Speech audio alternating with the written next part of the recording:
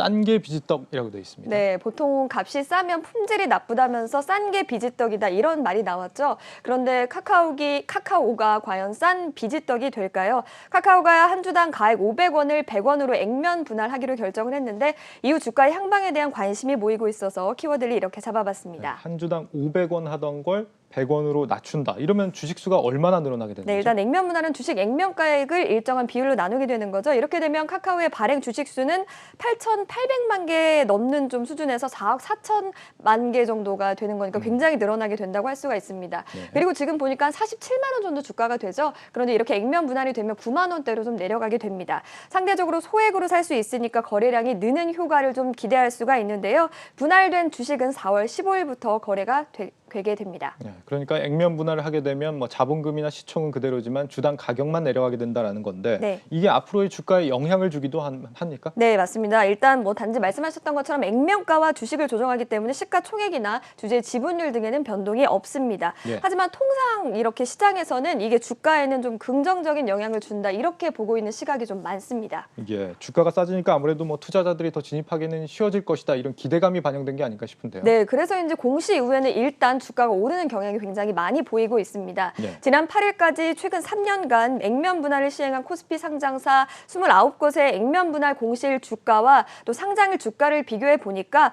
18곳이 상승세를 보였다고 하니까요. 이런 결과가 좀 맞는 것 같다고 좀 보입니다. 네, 29곳 중에 18곳이 상승한 거면 나머지 11곳 정도는 그 반대라는 건데 너무 오를 것이라고 과신하는 것도 좀 좋지는 않을 것 같습니다. 네. 그러면 액면 분할 공시를 하고 나서는 이제 뭐 기대감이 반영이 된다 한다면 네. 그 이후에 실제 이제 변경 상장을 하게 된 이후의 주가의 흐름은 어땠습니까? 그 이외에는 조금 조정되는 종목들이 좀 있었습니다. 대표적인 게 삼성전자와 네이버를 좀 꼽을 수가 있는데요. 삼성전자도 재상장 당일에는 5만 1,900원으로 올랐던 주가가 3개월 후에는 4만 원대까지 11.8%나 빠지게 됐고요.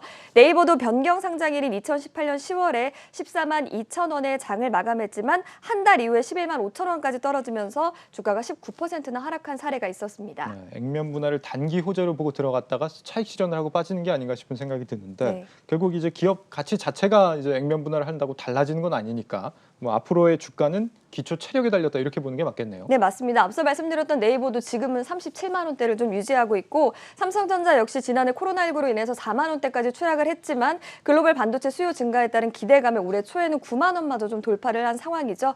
결국 카카오도 말씀하신 것처럼 펀더멘털에 따라서 좀 주가의 향방이 결정될 것이다. 이렇게 보는 전문가들의 시각이 많습니다. FN가이드에 따르면 카카오의 올해 예상 영업이익은 3년 전보다 10배 이상으로 늘 것으로 예상이 되고 증권사들의 목표 주가도 55만 원에서 66만 원까지로 좀 높여서 잡고 있는 실정인데요. 다만 전문가들은 단기적으로 주가가 급등할 경우에는 추격 매수에는 조금 신중할 필요가 있다. 이렇게 조언을 하고 있습니다. 네, 플러스픽 이지우 기자와 함께했습니다.